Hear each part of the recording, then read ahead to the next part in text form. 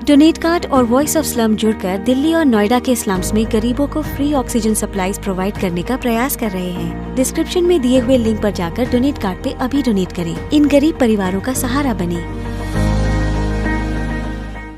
तो आदाब, नमस्कार, गुड इवनिंग, सत श्री अकाल। एक बार फिर आप तमाम लोगों का स्वागत है क्राइम तक की कहानी के इस एपिसोड में। उम्मीद है पूरी फैमिली अच्छी होगी।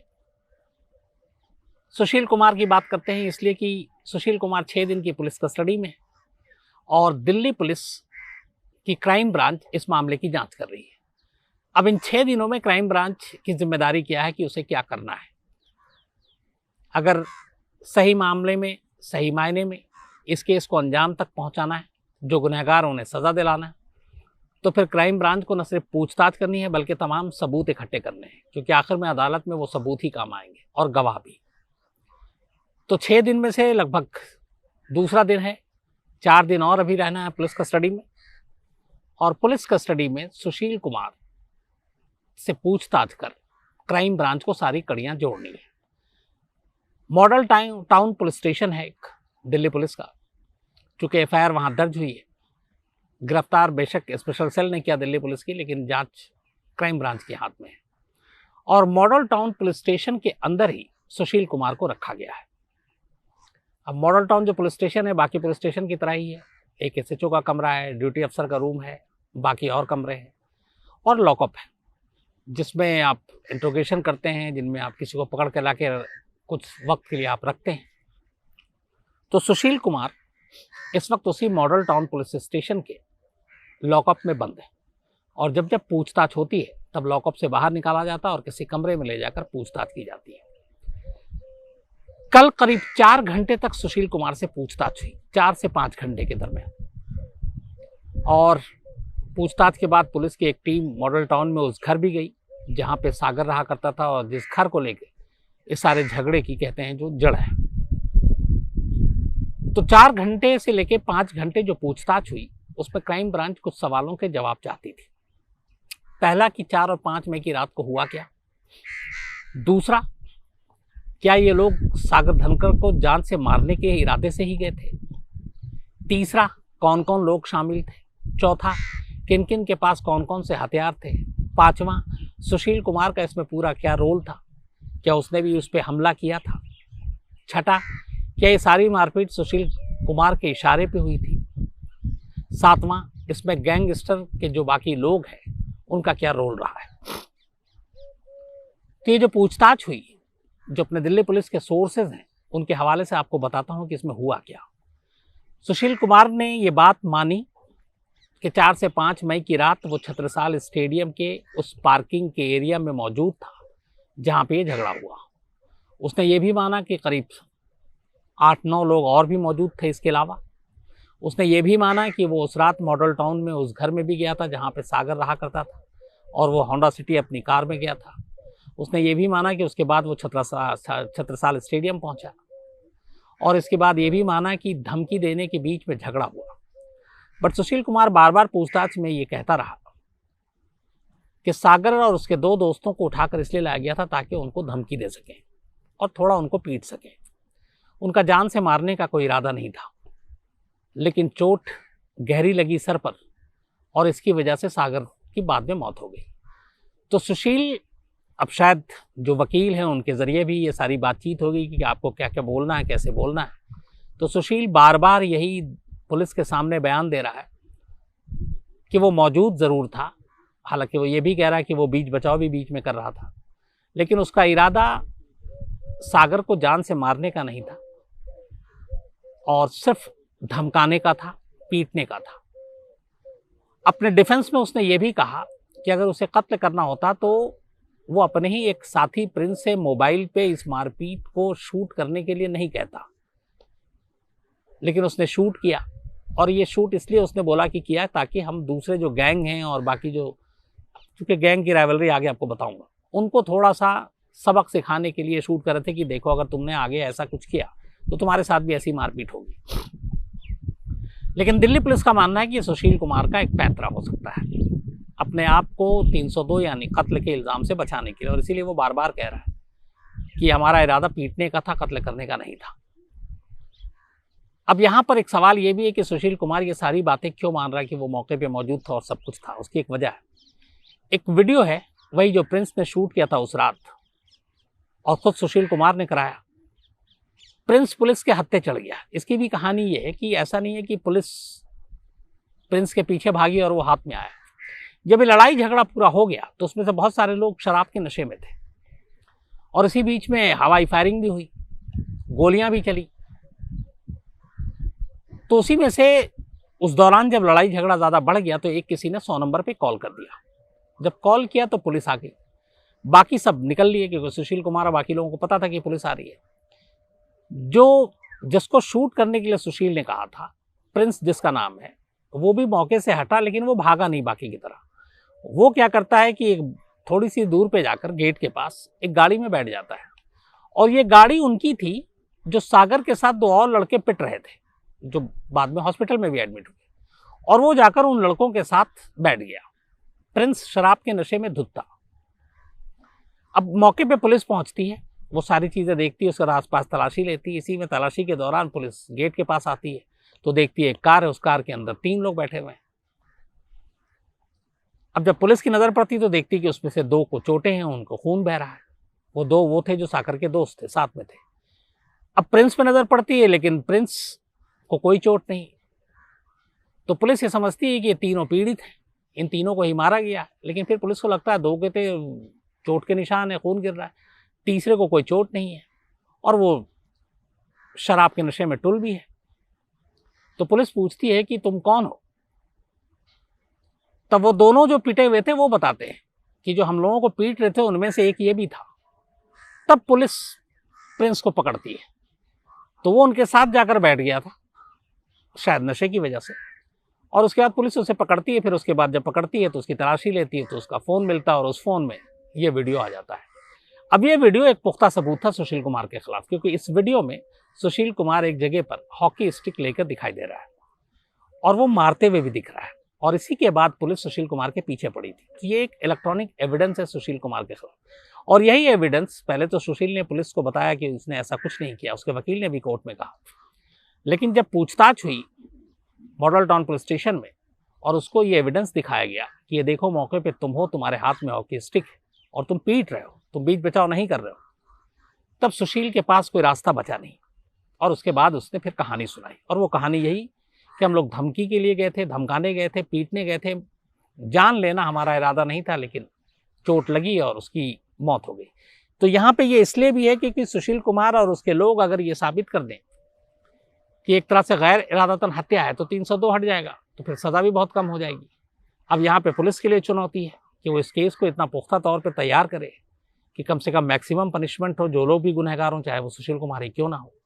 तो उसके लिए आपको सारे सबूत चाहिए, वहाँ के फिंगरप्रिंट्स चाहिए, मौके के विटनेस की गवाही चाहिए। और ये एक एविडेंस जो इलेक्ट्रॉनिक एविडेंस है ये भी अपने आप में काफ़ी अहम है। और फिर एक लिंक आपको बताना पड़ेगा, एक पूरा चेन ऑफ इवेंट्स को, कि किस तरीके से 4 मई की रात वहाँ से किडनैप करके लाया जाता है पिस्टल के नोक पर, फिर इस तरीके से मारा जाता है। उसमें जान भी जा सकती थी, तो ऐसा नहीं था कि उन्हें नहीं मालूम था कि जान नहीं जा सकती, बल्कि जा भी सकती है। तो इन सारी चीज़ों को अगर पुलिस एस्टैब्लिश करती है तो फिर केस एक मजबूत तैयार हो सकता है सुशील कुमार और उसके साथियों के खिलाफ। अब ये तो रही पूछताछ की बात। दूसरी कहानी जो मॉडल टाउन पुलिस स्टेशन से आई वो ये है कि पूछताछ के बाद सुशील को लॉकअप में रखा गया। जब सुशील को लॉकअप में रखा गया, उस थाने के कई लोग ऐसे भी हैं जो सुशील हर एक कोई जानता है, लेकिन उनमें से कुछ ऐसे हैं जो हरियाणा के पुलिस उनका बैकग्राउंड है और सुशील की पहलवानी, कुश्ती, नेम फेम सब जानते हैं। तो जब एक आम मुजरिम की तरह सुशील को लॉकअप में रखा गया, उसके बाद उसे खाना दिया गया, उसने खाना नहीं खाया और कहते हैं कि वो पूरी रात रोता रहा। कल की जो रात गुजारी उसने लॉकअप में, वो लॉकअप में रोता रहा और बार बार कोसता रहा खुद को भी। ये भी है कि ये क्या हो गया, कहाँ से क्या बात हो गई, और पूरी रात रोता रहा। और जब पुलिस ने उसको जितनी बार भी खाना दिया उसने खाना नहीं खाया। पानी उसने ज़रूर पी बीच बीच में, लेकिन खाना नहीं खाया। अब आज दूसरा दिन है, उससे पूछताछ अभी चल रही है, लेकिन इस पूछताछ के साथ साथ पुलिस अब सुशील कुमार और इस केस के अलावा उन तमाम लोगों की जानकारी इकट्ठा कर रही है जो गैंगस्टर हैं और जिनका कहीं ना कहीं सुशील के साथ कोई कनेक्शन है। और इस केस को अगर मजबूती से कोर्ट में ले जाना है तो सुशील कुमार और गैंगस्टर के रिश्तों को भी कहीं ना कहीं आपको इस्टेब्लिश करना ज़रूरी है। और इस चीज़ के बीच में जब सारी छानबीन और जांच चल रही है तो कई सारी चीज़ें भी सामने आई, बहुत सारी बातें। उसमें एक बात ये जो आई है बहुत अहम, वो ये है कि सुशील कुमार का गैंगस्टर के साथ पुराना रिश्ता रहा है। और उस रिश्ते की जो पहली बुनियाद पड़ी थी वो ये कि सुशील कुमार को कई ऐसे टोल नाके मिले थे दिल्ली में, हरियाणा में, यूपी में उसके नाम पर, और उसने अलग अलग लोगों के बल्कि नाम पे भी लिए अपनी पहुंच की वजह से। उसने इन टोल नाकों पे उगाही का काम जिन लोगों को दिया वो सारे बैड एलिमेंट्स क्रिमिनल टाइप के हैं, जिनमें Lawrence Bishnoi gang, Neeraj Bawana gang, इसके अलावा जो एक कालिया गैंग, उसके लोग। तो इन लोगों को उसने ये सारे काम दिए और यहाँ से उसके रिश्ते शुरू हुए गैंगस्टर के साथ। फिर धीरे धीरे अब इनके साथ उठना बैठना हुआ तो फिर और भी चीज़ें शुरू हो गई और फिर वो एक तरह से जुर्म के रास्ते पे ही चलता रहा, लेकिन छुपते छुपाते हुए। सुशील कुमार के बारे में जो पुलिस को पता चला, ये पूरे जो मामला सागर वाला था उसमें ये था कि ये जो फ्लैट है मॉडल टाउन का जो उसकी बीवी के नाम पर है, ये सुशील कुमार और एक काला जठेड़ी के साथ सुशील कुमार की दोस्ती। अब काला जठेड़ी के बारे में आपको बताता हूँ। काला जठेड़ी एक बहुत ही बदनाम गैंगस्टर है और दिल्ली में इनकाउंटर के बाद, कत्ल के बाद वो दिल्ली पुलिस से बचते हुए दुबई भाग गया और इस वक्त भी वो दुबई में रह रहा है और एक छटा हुआ बदमाश है, बहुत बड़ा गैंगस्टर है। तो काला जठेड़ी के साथ सुशील के पुराने रिश्ते रहे। अब ये था कि कुछ पैसों का लेन देन था काला जठेड़ी और सुशील कुमार के साथ। इस फ्लैट को बेच के वो पैसे काला जठेड़ी को देने थे। सुशील कुमार फ्लैट बेच नहीं रहा था। इस दौरान में सागर आ गया, सागर वहां रहने लगा। अब जब सागर रहने लगा तो मकान भी खाली, अब वो फ्लैट को खाली कराना था सुशील कुमार को। लेकिन इस दौरान में ये हुआ कि सुशील कुमार की दोस्ती अब नीरज बवाना जो तिहाड़ जेल में बंद है, ये भी एक खूंखार बहुत बड़ा अपराधी है, तो नीरज बवाना के साथ इसकी दोस्ती शुरू हो गई। और नीरज बवाना के साथ साथ एक और है नवीन बाली गैंगस्टर। तो नीरज बवाना और नवीन बाली, सुशील अब इन दोनों के भी करीब आने लगा। अब नीरज बवाना और बाली ये दोनों काला जठेड़ा के दुश्मन हैं, एंटी गैंग है। तो जब काला जठेड़ा को ये बात पता चला कि सुशील कुमार अब नीरज बवाना गैंग के साथ भी इसकी दोस्ती है, तो वो नाराज़ हो गया, भड़क गया। फिर उसने कहा कि अब हमारा हिसाब किताब करो, फ्लैट बेचो, हमें पैसे दो। और इस दौरान में जठेड़ा और इसके साथ दूरियां बनती गई। अब इसी दौरान में जठेड़ा को जब सुशील कुमार के साथ रिश्ते खराब हुए, सागर के साथ उसका एक भांजा था और एक और दोस्त, उसने उस फ्लैट में उसको रहने के लिए भेज दिया क्योंकि वो सागर का दोस्त था। तो अब जठेड़ा, जो काला जठेड़ा है, उसका एक तरह से हाथ सागर के ऊपर आ गया क्योंकि उसका अपना भांजा और दोस्त और सागर उनका दोस्त। तो अब सागर को काला जठेड़ा का सपोर्ट मिल गया और जब सपोर्ट मिला तो फिर फ्लैट खाली करने में भी दिक्कत आई क्योंकि वो लोग भी सब छटे हुए बदमाश थे।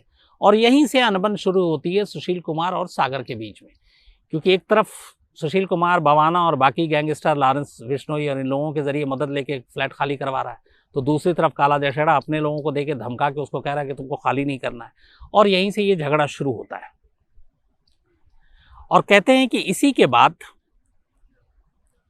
इन दोनों में जब अनबन हुई तब सुशील ने अपने क्रिमिनल दोस्तों के साथ मिलकर ये तय किया कि काला जठेड़ा और उसके लोगों को सबक सिखाना, और वो सबक तब सिखाएंगे जब सागर और उसके दोस्तों को पीटेंगे और फिर ये वीडियो भी बनाएंगे ताकि इन लोगों के बीच में जाए और ये पता चला कि हम लोग कम नहीं है। और इसी के बाद ये पूरी प्लानिंग हुई और 4 और 5 मई की रात को छत्रसाल स्टेडियम में बुलाया गया और वहाँ पे इन लोगों को पीटा गया, जिसमें सागर था, उसका दोस्त सोनू था और उसके बाकी साथी थे। काला जठेड़ी गैंग को इस पिटाई की खबर मिली अगले दिन। अब उसके बाद से जब सागर की मौत की खबर आ गई तो कहते हैं कि सुशील कुमार को यह अंदाज़ा नहीं था कि वो मर जाएगा। उसने दुबई में काला जठेड़ा को फ़ोन किया और उसने माफ़ी भी मांगी कि ऐसे ऐसे हम सिर्फ धमकाने गए थे, पीटने गए थे, वो मर गया। लेकिन काला जठेड़ा ने उसकी बात नहीं सुनी और धमकी दी कि उसका भांजा भी शामिल था 3 लोगों में पिटने वालों में। तो उसने सुशील कुमार को देख लेने की धमकी दी है।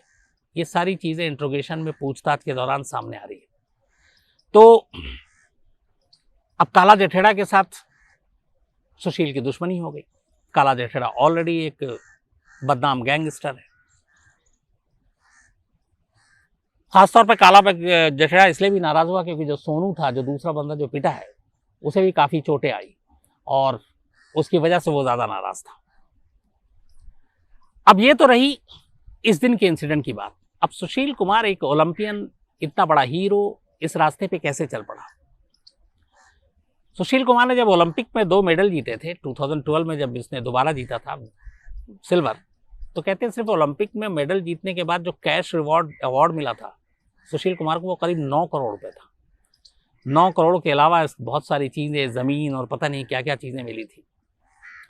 तो उसके बावजूद उसकी पूरी दुनिया बदल गई थी, पैसे अच्छे खासे थे, लेकिन सुशील कुमार फिर गलत रास्ते पे चला। और क्यों चला, इसके पीछे इतिहास क्या है, वो भी आपको आगे बताएंगे। शुरुआत इसकी होती है हरियाणा में। जो बहुत सारे पहलवान, सुशील कुमार जैसा हर कोई पहलवान तो बनता नहीं जो इतना नेम फेम, पैसे, दौलत, शोहरत सब कमा ले। तो बहुत सारे ऐसे पहलवान होते हैं जो कुछ कर नहीं पाते हैं। तो क्या करते हैं कि जब अखाड़े में उनका नाम नहीं होता तो फिर वो दूसरे रास्ते पे चल पड़ते हैं, या तो बाउंसर बन जाते हैं या फिर दबंगइयों के साथ मिलकर जुर्म की दुनिया में दाखिल हो जाते हैं। तो ऐसे बहुत सारे पहलवान हैं जो नीरज बवानिया गैंग के लिए काम करते हैं। ऐसे बहुत सारे पहलवान हैं जो काला के लिए काम करते हैं। और काला वो शख्स है, ये काला जठेड़ी, दिल्ली के एक जीटीबी हॉस्पिटल है, वहाँ पे इसने एक शूट आउट किया था और अपने एक साथी कुलदीप फिजा को छुड़ाने के लिए बाकायदा पुलिस टीम पर हमला किया था और हॉस्पिटल में ये शूट आउट हुआ था।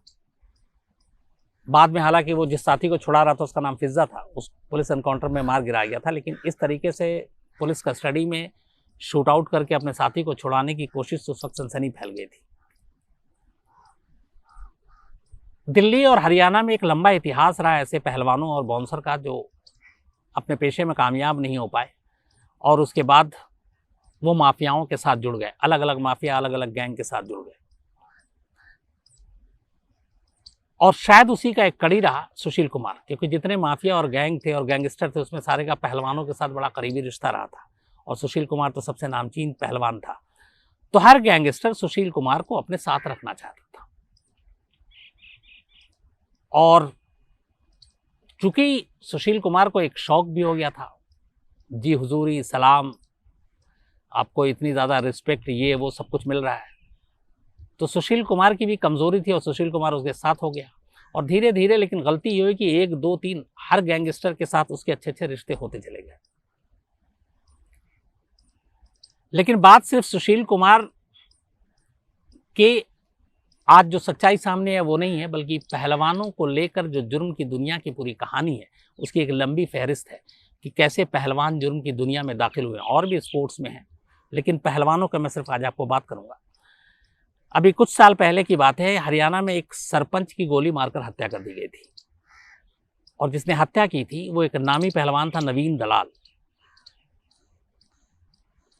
नवीन दलाल ये वो शख्स है जिसका नाम बाद में आया था कॉन्स्टिट्यूशन क्लब के बाहर उमर खालिद, जो जेएनयू का स्टूडेंट, उसके ऊपर 2 हवाई फायरिंग की थी, तब भी नाम आया था।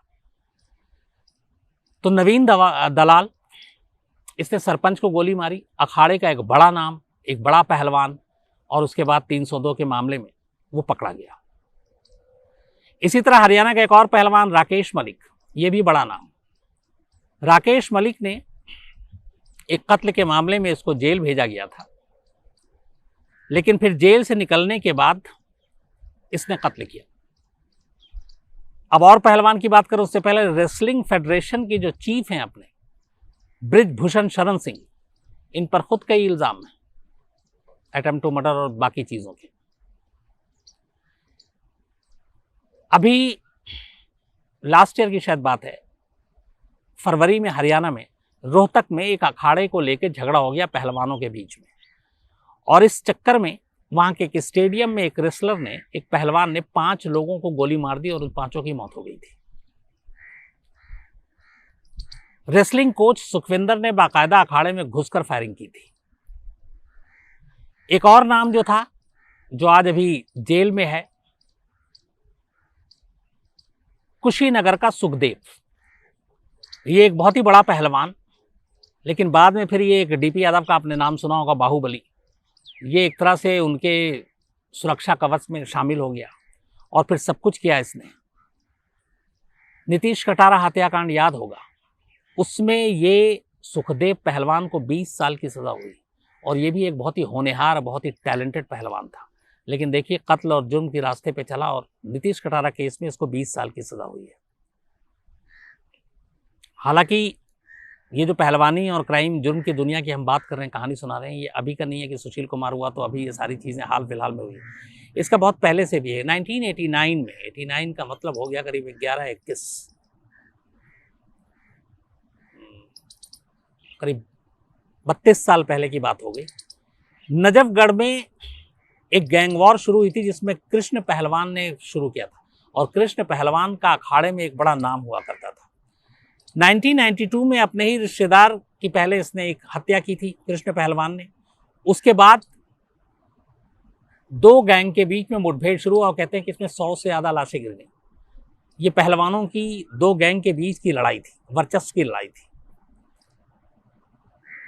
जो लड़ाई हुई थी कृष्ण पहलवान और अनूप बलराज, ये मित्राओं गांव का था, इन दोनों के बीच में ये सारी चीज़ें हुई थी और एक छोटे से प्लॉट के लेकर झगड़ा शुरू हुआ था और उसके बाद ऐसा चला कि एक लंबा चला। इत्तेफाक से यहाँ पे सुशील कुमार की भी जो कहानी एक प्लॉट से शुरू होता है और उसके बाद सागर धनखड़ की मौत होती है। तो खासतौर पर अगर हरियाणा आउटर दिल्ली की बात करें, इसके अलावा एक और है बनारस। बनारस में भी अखाड़ा और अखाड़े में पहलवान अच्छे कदकाठी के बहुत सारे होते हैं। तो पहलवान लोग पहलवान ही होते हैं, ताकतवर होते हैं, उनका फिजिक अच्छा होता है। तो दो चीज़ें होती हैं, या तो आप अखाड़े में आप पहुँचते हैं, आप कुश्ती करते हैं, आप पहलवान बनते हैं, आप अगर मेडल जीतते हैं नेशनल लेवल पे, इंटरनेशनल लेवल पे, तो ठीक है, आपकी दुनिया, आपको कहीं नौकरी भी मिल जाती है अलग अलग सरकारी संस्थाओं में। लेकिन अगर आप वहाँ तक नहीं पहुँच पाते हैं तो फिर क्या रास्ता होता है। तो एक ट्रेंड ये था कि जितने पहलवान हैं ये लोग, फिर एक तो अब एक नया शुरू हुआ कुछ साल पहले तक, सारे सेलिब्रिटी, बड़े बड़े लोग, इनके लिए बाउंसर। तो ये वही लोग होते हैं जो अखाड़े में बहुत नहीं होता तो चलो बाउंसर बन जाते हैं, तो ये लोग बाउंसर बन जाते हैं। लेकिन जो बाउंसर भी नहीं बन पाते हैं, ऐसे लोगों का जो बड़े बड़े गैंग है वो उनके ऊपर नज़र रखते हैं और देखते हैं कि इसकी फाइनेंशियल कंडीशन क्या है, ये क्या कर रहा है, और धीरे धीरे उसको बहलाकर, वर्गलाकर, फुसलाकर अपने अपने गैंग में शामिल करते हैं। फिर उसका काम क्या होता है, धमकाना, ज़मीन पे कब्जा करना, विवादित ज़मीन पे जाकर उसको अपने कब्ज़े में लेना, किसी का मकान खाली करवाना, किसी का मकान जबरन कब्जा करवा देना, ये सारी चीज़ें। और इसी चक्कर में खून खराबा भी होता है। तो पहलवानों का एक बड़ा तबका कायदे से जो अखाड़ा है उसको जुर्म के अखाड़े में तब्दील करा दिया है इन गैंगस्टर की वजह से। अब वरना ये सोचिए कि कितनी अजीब सी चीज़ है जिस पे यकीन नहीं होता कि सुशील कुमार जैसा शख्स, जो इतना बड़ा हीरो, उसका काला गैंग के साथ, नीरज बवाना गैंग के साथ और ऐसे नामालूम लॉरेंस बिश्नोई गैंग के साथ, जब ऐसे लोगों के साथ रिश्ते जग जाहिर होते हैं, सामने आते हैं, तो फिर आदमी क्या कहे कि इस तरह के लोग भी अगर ऐसे जुर्म के रास्ते पर इन लोगों का साथ दें तो फिर क्या होगा। और शायद यही वजह है कि सुशील कुमार आज मॉडल टाउन थाने के लॉकअप में है। अगर वो सही रास्ते पर, तो जबकि रेलवे में नौकरी मिली, 2015 में सुशील कुमार रेलवे से डेपुटेशन पे छत्रसाल स्टेडियम पहुंचा, क्योंकि सतपाल जो हैं वो ससुर हैं, वो पहले वहाँ पे एडिशनल डायरेक्टर थे, फिर रिटायर हो गए। लेकिन सुशील को फिर यहाँ पे ओएसडी बना के इसलिए लाया गया ताकि वो स्कूल स्पोर्ट्स के लगभग पूरा हेड बनाया गया सुशील को। इसमें भी बेइंतहा पैसा है, फिजिकल एजुकेशन, स्कूल स्पोर्ट्स, इसमें आपको नए नए खिलाड़ियों को, पहलवानों को तैयार करना पड़ता है, एक बहुत लंबा चौड़ा इसका बजट भी है। तो एक वो भी था, रेलवे में अच्छी खासी नौकरी थी। लेकिन अब ये सारी चीज़ें, अगर ये जुर्म साबित हो गया और सज़ा हो गई, तो अब खबर ये भी है कि जब ये एफआईआर दर्ज हुआ है, रेलवे को दिल्ली सरकार ने इन्फॉर्म कर दिया है, क्योंकि अभी वो डेपुटेशन पे दिल्ली सरकार के अंडर में था, दिल्ली पुलिस से भी ये सारी जानकारी जा चुकी है। तो अब रेलवे की तरफ से सुशील कुमार को बर्खास्त होना है, दिल्ली सरकार की तरफ से होना है, उसके अलावा जो नाम, शोहरत, दौलत थी वो तो सब मट्टी में मिल ही गई। तो एक ज़रा सी गलती, जबकि इतने पैसे सुशील कुमार, एक बहुत ही साधारण उसकी कहानी ये है कि शायद वो 2 भाई में से घर वाले एक ही को पहलवान बना सकते थे और अखाड़ा भेज सकते थे, पैसे बहुत लगते हैं। और पहलवान के लिए याद रखिए कि उनका खुराक बहुत होता है, खाना पीना उनका, क्योंकि सारा कुछ शारीरिक ही होता है, तो उसमें काफ़ी खर्च होता है। तो यहाँ से उठा हुआ एक लड़का जो ऐसे परिवार से एकदम बिल्कुल, और फिर इतने सारे पैसे आए अचानक, शोहरत दौलत सब कुछ, क्या कुछ नहीं है, और फिर ये गुंडों और मवालियों के साथ उठना बैठना, ये भारी पड़ गया। तो ये थी कहानी सुशील कुमार की, जो पुलिस हिरासत में पूछताछ और क्या कुछ बताया। अब आपसे कल मुलाकात होगी किसी नई कहानी के साथ, तब तक अपना ख्याल रखिएगा। Thank you very much.